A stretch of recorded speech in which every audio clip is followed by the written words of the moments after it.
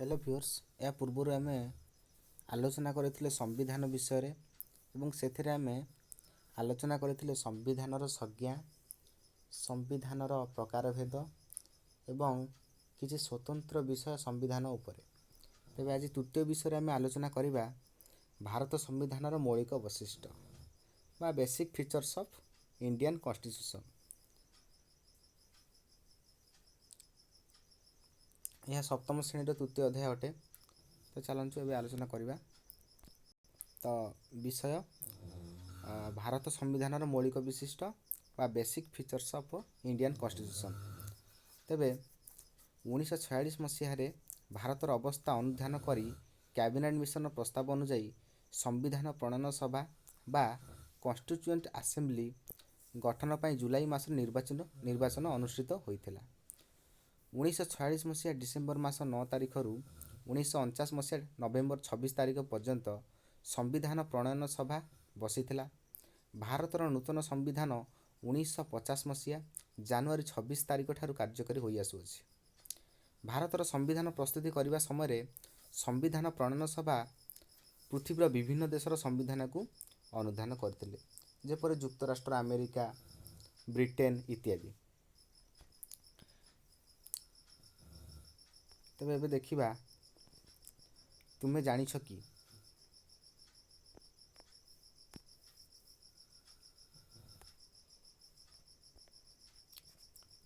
कि सच्चिदानंद सिन्हा सभापतित्व यह संविधान प्रणयन सभार प्रथम अधिवेशन डिसेम्बर 9, 1946 मसीह बसीथिला। यार स्थायी सभापति भावे डॉक्टर राजेंद्र प्रसाद निर्वाचित होइथिले। डॉक्टर भीमराव आंबेडकर चिठा प्रणयन कमिटी तथा ड्राफ्टिंग कमिटीर अध्यक्ष रूपे नियुक्ति पाइथिले। संविधान प्रणयन सभा 2 वर्ष 11 मास 18 दिन कार्य करी भारतर संविधान प्रणयन करथिले। ब्रिटिश संविधान, युक्तराष्ट्र अमेरिकार संविधान, जर्मनी, कनाडा और ऑस्ट्रेलियार संविधान भारतर संविधान को विशेष भाव प्रभावित करिअछि। तो वर्तमान भारतीय संविधान अनेक गुड़िक मौलिक वैशिष्ट्य अच्छी सेगुड़िक निम्न प्रदान करागला। यथा प्रथम प्राक कथन बा ताकू प्रियम्बल कहा जाए। प्रत्येक लिखित संविधान एक प्रस्तावना थाए। यह संविधान मुखबंध और जातक बोली कहा जाई पारे। यह संविधान आभिमुख्य प्रकाश करे। आम संविधान रे प्रस्तावना एहीपरि अटे। कौन ना प्राक कथन बा प्रस्तावना। आम्भे भारतवासी भारत को एक सार्वभौम, समाजवादी, धर्मनिरपेक्ष, गणतांत्रिक राष्ट्र रूपे गठन करने दृढ़ संकल्प नहीं और यार नागरिकों को सामाजिक, अर्थनैतिक और राजनैतिक न्याय, चिंता, अभिव्यक्त, प्रत्यय, धर्मीय विश्वास एवं उपासनार स्वतंत्रता, स्थिति और सुविधा सुजोगर समानतार सुरक्षा प्रदान करने को तथा व्यक्ति मर्यादा, राष्ट्र ऐक्य संहति निश्चित करी सेमानक मध्य भातृभाव उत्साह करने को यही 1949 मसीहा नवेम्बर 26 तारिख दिन आमर संविधान प्रणयन सभा एतद्वारा यह संविधान को ग्रहण और प्रणयन करुअछु एवं यह आमको यह निजको अर्पण करुअछु।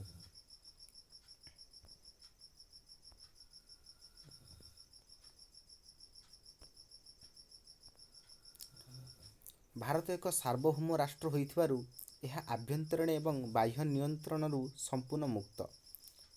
समाजवादी राष्ट्र होइथिबारु दारिद्र्य दूरीकरण यार मूल लक्ष्य।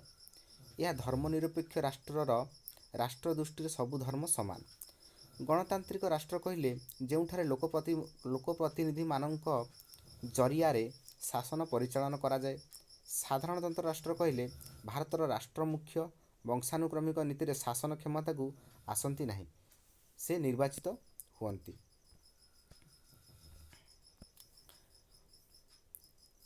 भारतीय संविधान चिठा प्रणयन कमिटीर डॉक्टर आंबेडकर अध्यक्ष थिले।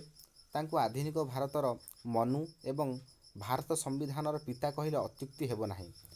से 1891 मसीहा एप्रिल 14 तारिख रे महाराष्ट्रर रत्नगिरी उपखंड रे जन्मलाभ करथिले।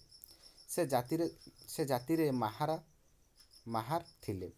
दलित जाति मानक सामाजिक उत्थान पाई आजीवन संग्राम चलाइथिले। तांकर प्रकृत नाम थिला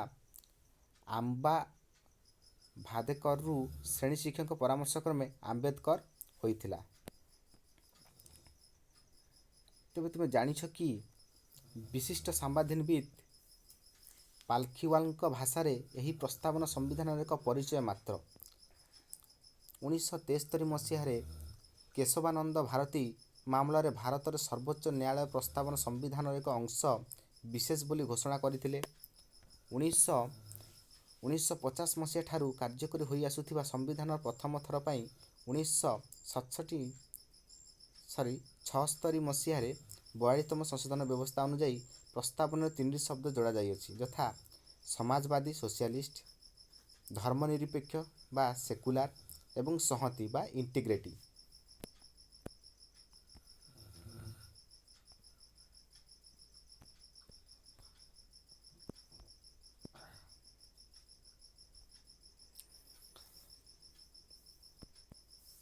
ସାର୍ବଭୌମ, ସମାଜବାଦ, ଧର୍ମନିରପେକ୍ଷ, ଗଣତନ୍ତ୍ର ଓ ସାଧାରଣତନ୍ତ୍ରର ବିପରୀତ ଶବ୍ଦଗୁଡ଼ିକୁ ଲେଖ ଏବଂ ତୁମ ବିଧାନମଣ୍ଡଳୀ ବା କନଷ୍ଟିଚ୍ୟୁଏନ୍ସିରୁ ଓଡ଼ିଶାରୁ ବିଧାନସଭା ନିର୍ବାଚିତ ପ୍ରତିନିଧିମାନଙ୍କର ନାମ କ'ଣ? ତେବେ ଏବେ ଆଲୋଚନା କରିବା ଲିଖିତ ସମ୍ବିଧାନ ବା ରିଟିନ୍ କନଷ୍ଟିଚ୍ୟୁସନ୍ ବାବଦରେ। ସମ୍ବିଧାନ ପ୍ରଣୟନ ସଭା 2 ବର୍ଷ 11 ମାସ 8 ଦିନ ଧରି ବିଭିନ୍ନ ଦେଶର ସମ୍ବିଧାନ ଅଧ୍ୟୟନ କରି ବିଶେଷ ଭାବରେ ବ୍ରିଟିଶ ସରକାରଙ୍କ ଭାରତରେ ରାଜୁତି ସମୟରେ ପ୍ରଣୀତ 1935 ମସିହା ଶାସନ ଖସଡ଼ାକୁ ମଧ୍ୟ ବିଶ୍ଳେଷଣ କରି ଭାରତ ପାଇଁ ଏକ ଦୀର୍ଘ ଓ ବୃହତ୍ତମ ସମ୍ବିଧାନ ପ୍ରଣୟନ କରିଥିଲେ।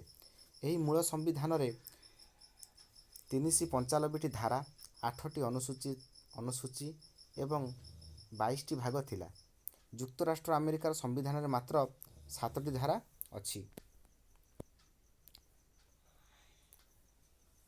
ଏବଂ ଏହା ମଧ୍ୟ ଆମକୁ ଜାଣି ରଖିବା ହେବ ଯେ ସମ୍ବିଧାନବିତ୍ M.V. ପାଇଲି ଭାରତ ସମ୍ବିଧାନର ସ୍ଥୂଳ ଆକାରକୁ ଏକ ହାତୀର ଶରୀର ସହିତ ତୁଳନା କରିଅଛନ୍ତି। ଏବେ ଆଲୋଚନା କରିବା ନମନୀୟ ଏବଂ ଅନମନୀୟ ସମ୍ବିଧାନର ମିଶ୍ରଣ ବା mixture of flexible and rigid constitution. ଆଗରୁ ବର୍ଣ୍ଣନା କରାଯାଇଅଛି ଯେ ସମ୍ବିଧାନର ସଂଶୋଧନ ପ୍ରଣାଳୀ ଅନୁଯାୟୀ ସମ୍ବିଧାନକୁ ନମନୀୟ ଏବଂ ଅନମନୀୟ ଶ୍ରେଣୀଭୁକ୍ତ କରାଯାଇପାରେ। ଭାରତୀୟ ସମ୍ବିଧାନର କେତେଗୁଡ଼ିକ ଧାରାର ସଂଶୋଧନ ପ୍ରଣାଳୀ ଜଟିଳ ହୋଇଥିଲେ ବେଳେ ଅନ୍ୟ କେତେକ ଧାରା କେବଳ ସଂସଦ ଉଭୟ ଗୃହରେ ସାଧାରଣ ସଂଖ୍ୟା ଗରିଷ୍ଠ ସିମ୍ପଲ୍ ମେଜରିଟି ସମର୍ଥନ ଦ୍ୱାରା ସଂଶୋଧନ କରାଯାଇଥାଏ। ଏହି କାରଣ ସକାଶେ ଭାରତୀୟ ସମ୍ବିଧାନକୁ ନମନୀୟ ଏବଂ ଅନମନୀୟ ସମ୍ବିଧାନର ମିଶ୍ରଣ ବୋଲି କୁହାଯାଏ ଏବଂ ଯେଉଁ ସମ୍ବିଧାନର ସଂଶୋଧନ ପ୍ରଣାଳୀ ଜଟିଳ ଓ ଏକ ନିର୍ଦ୍ଦିଷ୍ଟ ପଦ୍ଧତି ଅନୁସାରେ ସଂଶୋଧନ କରାଯାଏ ତାହାକୁ ଅନମନୀୟ ସମ୍ବିଧାନ କୁହାଯାଏ। ମାତ୍ର ଯେଉଁ ସମ୍ବିଧାନର ସାମ୍ବିଧାନିକ ଆଇନ ଏବଂ ସାଧାରଣ ଆଇନର ସଂଶୋଧନ ପ୍ରଣାଳୀରେ କୌଣସି ପାର୍ଥକ୍ୟ ନଥାଏ ଏବଂ ଏହାର ସଂଶୋଧନ ପ୍ରଣାଳୀ ସରଳ ଏବଂ ସହଜ, ଏହାକୁ ନମନୀୟ ସମ୍ବିଧାନ କୁହାଯାଏ। ବର୍ତ୍ତମାନ ଆଲୋଚନାର ବିଷୟବସ୍ତୁ ସଂସଦୀୟ ଶାସନ ବ୍ୟବସ୍ଥା ବା ପାର୍ଲିମେଣ୍ଟାରୀ ଫର୍ମ ଅଫ୍ ଗଭର୍ଣ୍ଣମେଣ୍ଟ। ସମ୍ବିଧାନ ପ୍ରଣେତାମାନେ ବ୍ରିଟିଶ ସମ୍ବିଧାନର ଅନୁକରଣରେ ଯଦିଓ ଅବିକଳ ନୁହେଁ, ଭାରତକୁ ଏକ ସଂସଦୀୟ ରାଷ୍ଟ୍ର ରୂପେ ତିଆରି କରିବା ପାଇଁ ଚେଷ୍ଟା କରିଅଛନ୍ତି। ସେଗୁଡ଼ିକ ଏହିପରି। କିପରି? ଗୋଟିଏ ସଂସଦୀୟ ଶାସନ ବ୍ୟବସ୍ଥାରେ 2 ଜଣ ମୁଖ୍ୟ ଥାଆନ୍ତି। ଜଣେ ନାମକୁ ମାତ୍ର ରାଷ୍ଟ୍ରମୁଖ୍ୟ ହେଲେ ଅନ୍ୟ ଜଣେ ବାସ୍ତବରେ ସରକାରଙ୍କ ମୁଖ୍ୟ ହୁଅନ୍ତି। ତେବେ ଏଠାରେ ଜାଣି ରଖିବା ଉଚିତ ଯେ ବ୍ରିଟେନରେ ରାଜା ବା ରାଣୀ ରାଷ୍ଟ୍ରମୁଖ୍ୟ ହେଲେ ମଧ୍ୟ ପ୍ରଧାନମନ୍ତ୍ରୀ ସରକାରର ମୁଖ୍ୟ ହୁଅନ୍ତି। ସେହିପରି ଆମ ଭାରତବର୍ଷରେ ଭାରତର ରାଷ୍ଟ୍ରପତି ରାଷ୍ଟ୍ରର ମୁଖ୍ୟ ରହିଲେ ମଧ୍ୟ ପ୍ରଧାନମନ୍ତ୍ରୀ ଶାସନର ମୁଖ୍ୟ ଅଟନ୍ତି। ରାଷ୍ଟ୍ରମୁଖ୍ୟ ନାମକୁ ମାତ୍ର ମୁଖ୍ୟ ରହିଲେ ପ୍ରକୃତ କ୍ଷମତା ପ୍ରଧାନମନ୍ତ୍ରୀଙ୍କ ଦ୍ୱାରା କାର୍ଯ୍ୟକାରୀ ହୁଏ।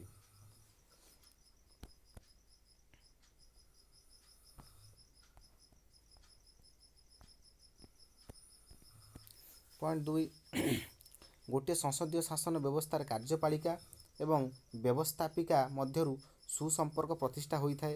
ପ୍ରଧାନମନ୍ତ୍ରୀ ଓ ମନ୍ତ୍ରିମଣ୍ଡଳ ସେମାନଙ୍କର ଶାସନଗତ କାର୍ଯ୍ୟ ପାଇଁ ସଂସଦର ବିଭିନ୍ନ ସଦନ ତଥା ଭାରତର ଲୋକସଭା ନିକଟରେ ଉତ୍ତରଦାୟୀ ରହିବେ।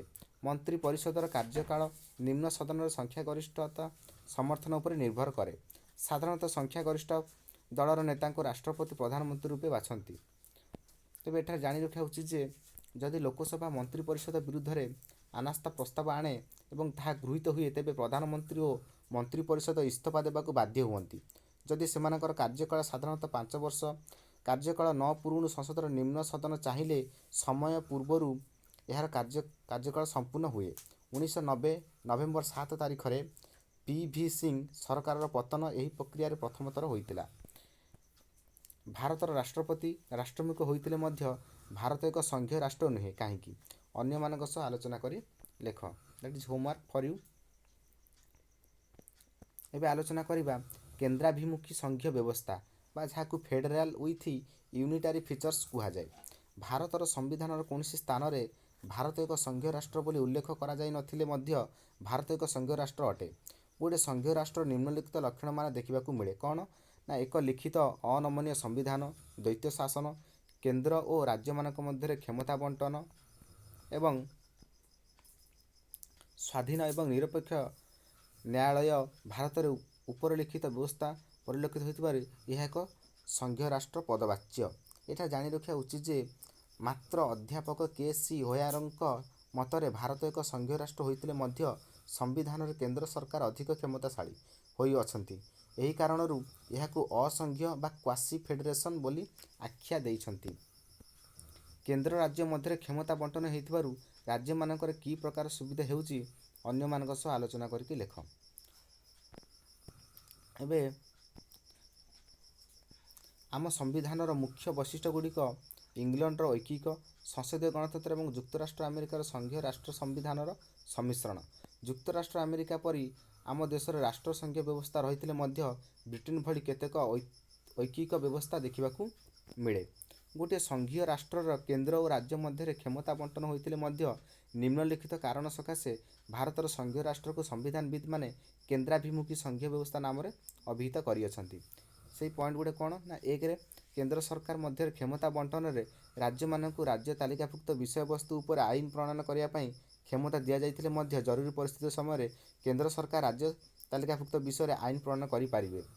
ଦୁଇରେ ରାଜ୍ୟପାଳମାନେ ରାଷ୍ଟ୍ରପତିଙ୍କ ଦ୍ୱାରା ନିଯୁକ୍ତ ହୋଇ ପ୍ରତ୍ୟେକ ରାଜ୍ୟରେ କେନ୍ଦ୍ରର ପ୍ରତିନିଧି ହିସାବରେ କାର୍ଯ୍ୟ କରନ୍ତି, ରାଜ୍ୟର ମୁଖ୍ୟମନ୍ତ୍ରୀଙ୍କୁ ବାଛନ୍ତି ଏବଂ ଦରକାର ପଡ଼ିଲେ ବରଖାସ୍ତ ମଧ୍ୟ କରନ୍ତି। ତିନିରେ ଯୁକ୍ତରାଷ୍ଟ୍ର ଆମେରିକାର ରାଜ୍ୟମାନଙ୍କରେ ନିଜର ସମ୍ବିଧାନ ଥିବା ବେଳେ ଭାରତରେ ଗୋଟିଏ ସମ୍ବିଧାନ କେନ୍ଦ୍ର ଓ ରାଜ୍ୟମାନଙ୍କୁ ନିୟନ୍ତ୍ରଣ କରେ। ଯୁକ୍ତରାଷ୍ଟ୍ର ଆମେରିକାର ପରି ସଂଘୀୟ ରାଷ୍ଟ୍ରରେ ଦ୍ୱୈତ ନାଗରିକତା ରହିଥିବା ବେଳେ ଭାରତର ଜନସାଧାରଣ ଏକ ନାଗରିକର ଗ୍ରହଣ କରିଥାନ୍ତି।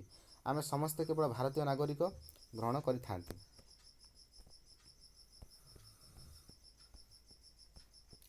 ଧର୍ମ ନିରପେକ୍ଷ ରାଷ୍ଟ୍ର ବା ସେକୁଲାର ଷ୍ଟେଟ୍। ଭାରତ କୌଣସି ନିର୍ଦ୍ଦିଷ୍ଟ ରାଷ୍ଟ୍ରୀୟ ଧର୍ମ ନାହିଁ। ଆମ ଦେଶରେ ବିଭିନ୍ନ ଧର୍ମର ଲୋକ ବାସ କରନ୍ତି ଏବଂ ସେମାନେ ଯେକୌଣସି ଧର୍ମ ଗ୍ରହଣ କରି ଏହାର ପ୍ରଚାର ଏବଂ ପ୍ରସାର କରିପାରିବେ। ଭାରତର ସମ୍ବିଧାନର ମୌଳିକ ଅଧିକାରରେ 25 ଧାରାରୁ 28 ଧାରା ମଧ୍ୟରେ ଧର୍ମଗତ ଅଧିକାର ଦିଆଯାଇଛି।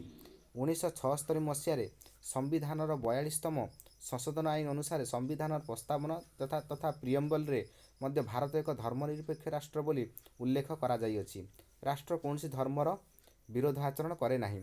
ମୌଳିକ ଅଧିକାର ବା ଫଣ୍ଡାମେଣ୍ଟାଲ ରାଇଟ୍ସ। ଗୋଟିଏ ଆଧୁନିକ ଗଣତାନ୍ତ୍ରିକ ରାଷ୍ଟ୍ର ନାଗରିକମାନଙ୍କୁ ସେମାନଙ୍କର ବ୍ୟକ୍ତିତ୍ୱର ବିକାଶ ପାଇଁ କେତେକ ମୌଳିକ ଅଧିକାର ପ୍ରଦାନ କରିଥାଏ। ଭାରତ ସମ୍ବିଧାନର ତୃତୀୟ ପରିଚ୍ଛେଦରେ 12 ଧାରା ଠାରୁ 35 ଧାରା ମଧ୍ୟରେ 7 ମୌଳିକ ଅଧିକାର ପ୍ରଦାନ କରାଯାଇଥିଲା।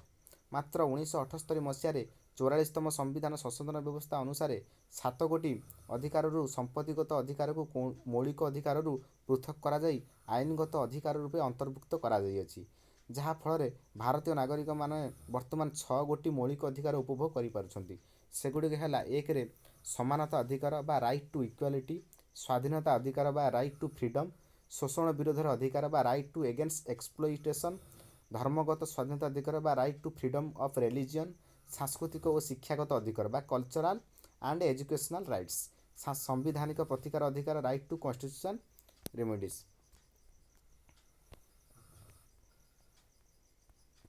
ଉକ୍ତ ମୌଳିକ ଅଧିକାରଗୁଡ଼ିକ ଦେଶର ସ୍ୱାର୍ଥ ଦୃଷ୍ଟିରୁ କେତେକ ସମୟରେ ନିୟନ୍ତ୍ରଣ ହୋଇପାରିବ। ପ୍ରକୃତ ଅର୍ଥରେ ଦେଖିବାକୁ ଗଲେ ଭାରତୀୟ ନାଗରିକମାନେ ପ୍ରଥମ 5 ଅଧିକାର ଉପଭୋଗ କରନ୍ତି ଏବଂ କୌଣସି ପରିସ୍ଥିତିରେ ସରକାର କିମ୍ବା ବ୍ୟକ୍ତିବିଶେଷ ଯଦି ଉକ୍ତ ଅଧିକାରର ହସ୍ତକ୍ଷେପ କରନ୍ତି ତେବେ ସାମ୍ବିଧାନିକ ପ୍ରତିକାର ଅଧିକାର ବଳରେ ଜଣେ ବ୍ୟକ୍ତି ନ୍ୟାୟାଳୟରେ ଆଶ୍ରୟ ନେଇପାରିବେ। ସର୍ବୋଚ୍ଚ ନ୍ୟାୟାଳୟ କିମ୍ବା ଉଚ୍ଚ ନ୍ୟାୟାଳୟଗୁଡ଼ିକରେ ନାଗରିକ ଅଧିକାରର ସୁରକ୍ଷା ପାଇଁ ସାମ୍ବିଧାନିକ ପ୍ରତିକାର ଅଧିକାର ଜରିରେ ବ୍ୟବସ୍ଥା କରାଯାଇଛି। ତେବେ ତୁମେ ଜାଣିଛ କି 2002 ମସିହାରେ ସମ୍ବିଧାନ ସଂଶୋଧନ କରାଯାଇ 21 କରେ 6ରୁ 14 ବର୍ଷ ବୟସ ପର୍ଯ୍ୟନ୍ତ ସମସ୍ତ ଶିଶୁଙ୍କୁ ମାଗଣା ଓ ବାଧ୍ୟତାମୂଳକ ଶିକ୍ଷା ମୌଳିକ ଅଧିକାର ଏକ ଅଂଶ ବୋଲି ଗ୍ରହଣ କରାଯାଇଅଛି।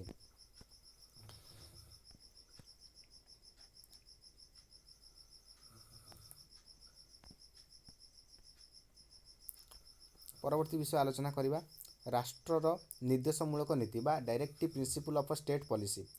ଭାରତ ସମ୍ବିଧାନର ଚତୁର୍ଥ ଭାଗରେ 36 ଧାରାରୁ 51 ଧାରା ମଧ୍ୟରେ ରାଷ୍ଟ୍ରର ନିର୍ଦ୍ଦେଶମୂଳକ ନୀତି ମାଧ୍ୟମରେ ନାଗରିକମାନଙ୍କୁ ସାମାଜିକ ଓ ଆର୍ଥିକ ଅଧିକାର ପ୍ରଦାନ କରାଯାଇଅଛି। ଉକ୍ତ ନିର୍ଦ୍ଦେଶମୂଳକ ନୀତିକୁ ମୁଖ୍ୟତଃ 3 ଭାଗରେ ବିଭକ୍ତ କରାଯାଇଛି। ସେଗୁଡ଼ିକ କ'ଣ ନା ସମାଜବାଦୀ ନୀତି, ଉଦାରବାଦୀ ନୀତି ଏବଂ ଗାନ୍ଧୀବାଦୀ ନୀତି।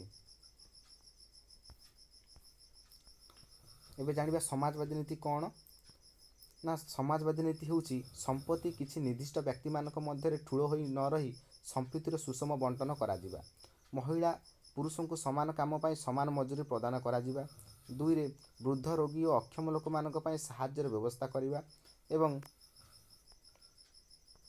3ରେ ରାଷ୍ଟ୍ର ବଞ୍ଚି ରହିବାର ମାନ ଉନ୍ନତ କରିବା ସହ ଜନସାଧାରଣଙ୍କ ସ୍ୱାସ୍ଥ୍ୟ ପାଇଁ ଦୃଷ୍ଟି ଦେବା।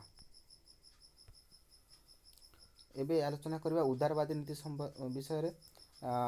ଉଦାରବାଦୀ ବିଷୟରେ କ'ଣ ନା ନ୍ୟାୟପାଳିକାକୁ କାର୍ଯ୍ୟପାଳିକା ଠାରୁ ପୃଥକ କରିବା, ରାଷ୍ଟ୍ରର ସମସ୍ତ ଜନସାଧାରଣଙ୍କ ପାଇଁ ଏକ ପ୍ରକାର ଦିୱାନୀ ଆଇନ ପ୍ରଚଳନ କରିବା, ଗୁରୁତ୍ୱପୂର୍ଣ୍ଣ ପୀଠଗୁଡ଼ିକର ସୁରକ୍ଷା କରିବା, ପଡ଼ୋଶୀ ରାଷ୍ଟ୍ରମାନଙ୍କ ସହିତ ଉତ୍ତମ ସମ୍ପର୍କ ସ୍ଥାପନ କରିବା, ଆନ୍ତର୍ଜାତିକ ଶାନ୍ତି ପ୍ରତିଷ୍ଠା କରିବା।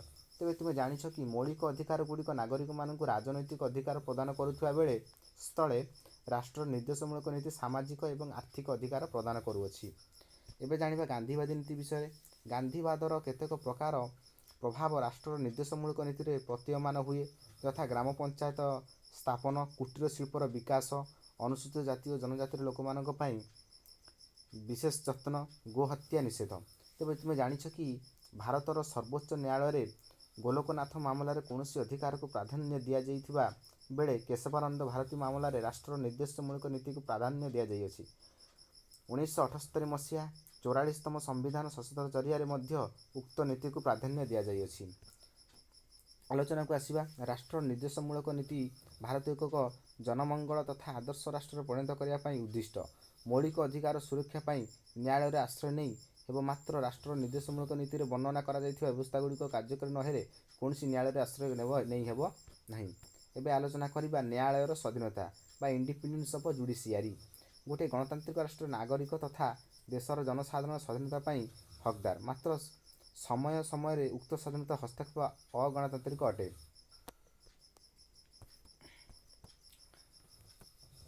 ଭାରତର ନାଗରିକମାନେ ମୌଳିକ ଅଧିକାର ଉପଭୋଗ କରନ୍ତି ଏବଂ ସେହି ମୌଳିକ ଅଧିକାର ଗୁଡ଼ିକର ସୁରକ୍ଷା ଦେଶର ବିଚାର ବ୍ୟବସ୍ଥା ଉପରେ ନିର୍ଭର କରେ।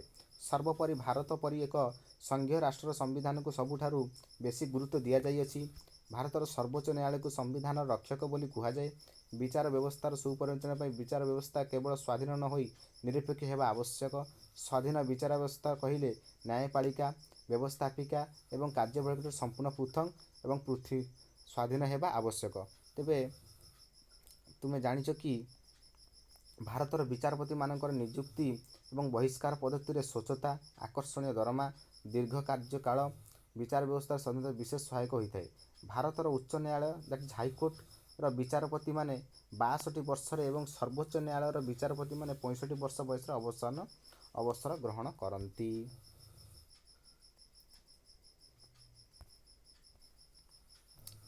ଏହାପରେ ଆଲୋଚନା କରିବା ସାର୍ବଜନୀନ ସାବାଳକ ଭୋଟ ପ୍ରଥା ବା ଇଂରାଜୀରେ କୁହାଯାଏ ୟୁନିଭର୍ସାଲ ଆଡଲ୍ଟ ଫ୍ରାଞ୍ଚାଇଜ୍। ଗୋଟିଏ ଗଣତାନ୍ତ୍ରିକ ରାଷ୍ଟ୍ରରେ ସାବାଳକମାନଙ୍କର ଭୋଟ ଦେବାର ଅଧିକାର ରହିଥାଏ। ସମ୍ବିଧାନର 326 ଧାରା ଅନୁସାରେ ଭୋଟଦାତାର ବୟସ 21 ବର୍ଷ ଥିଲେ ମାତ୍ର ଏହାକୁ ପରିବର୍ତ୍ତନ କରାଯାଇ 18 ବର୍ଷ ରଖାଯାଇଅଛି।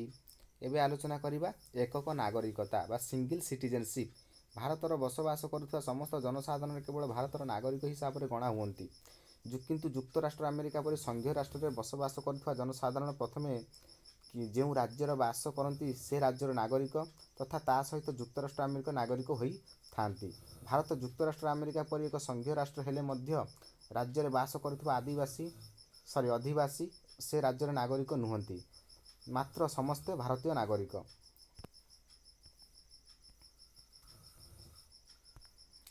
ତେବେ ତେବେ ଏବେ ଆଲୋଚନା କରିବା ଫଣ୍ଡାମେଣ୍ଟାଲ ଡ୍ୟୁଟିଜ୍ ବା ଯାହାକୁ କୁହାଯାଏ ମୌଳିକ କର୍ତ୍ତବ୍ୟ। ମୌଳିକ କର୍ତ୍ତବ୍ୟ ବିଷୟରେ କିଛି ସଂକ୍ଷିପ୍ତରେ ଆଲୋଚନା କରିବା। ମୌଳିକ କର୍ତ୍ତବ୍ୟ ଭାରତୀୟ ନାଗରିକମାନେ 1976 ମସିହା ଠାରୁ 10 ଗୋଟି ମୌଳିକ କର୍ତ୍ତବ୍ୟ ଉପଭୋଗ କରି ଆସୁଛନ୍ତି। ମାତ୍ର ବର୍ତ୍ତମାନ ଭାରତର ନାଗରିକମାନଙ୍କର 11 ଗୋଟି ମୌଳିକ କର୍ତ୍ତବ୍ୟ ରହିଅଛି। 51 କ ଧାରାରେ ସମ୍ବିଧାନ ଜାତୀୟ ପତାକା ଏବଂ ଜାତୀୟ ସଂହିତାକୁ ସମ୍ମାନ ଦେବା, ଭାରତର ସାର୍ବଭୌମତ୍ୱ, ଏକତା ଏବଂ ଅଖଣ୍ଡତା ବଜାୟ ରଖିବା, ଭାରତୀୟ ସଂସ୍କୃତିର ସୁରକ୍ଷା କରିବା, ପ୍ରାକୃତିକ ପରିବେଶର ସୁରକ୍ଷା, ମାନବିକତା ଓ ବୈଜ୍ଞାନିକ ମନୋବୃତ୍ତି, ଜାତୀୟ ସମ୍ପତ୍ତିର ସୁରକ୍ଷା ଆଦି ମୌଳିକ କର୍ତ୍ତବ୍ୟରେ ସ୍ଥାନ ପାଇଅଛି। ଏବଂ ପରିଶେଷରେ 2002 ମସିହାରେ ଯେଉଁ କର୍ତ୍ତବ୍ୟଟି ସ୍ଥାନ ପାଇଲା ତାହା ବର୍ତ୍ତମାନ ପାଇଁ ଅତ୍ୟନ୍ତ ଗୁରୁତ୍ୱପୂର୍ଣ୍ଣ, ପିଲାମାନଙ୍କର ଶିକ୍ଷାଦାନ ଅଭିଭାବକଙ୍କର ମୌଳିକ କର୍ତ୍ତବ୍ୟ। ତେବେ ତୁମେ ଜାଣିଛ କି 1976 ମସିହାରେ 42ତମ ସମ୍ବିଧାନ ସଂଶୋଧନ ଦ୍ୱାରା ସମ୍ବିଧାନର 51 କ ଧାରାରେ 10 ଗୋଟି ମୌଳିକ କର୍ତ୍ତବ୍ୟ ଗୁଡ଼ିକ ସ୍ଥାନ ପାଇଅଛି।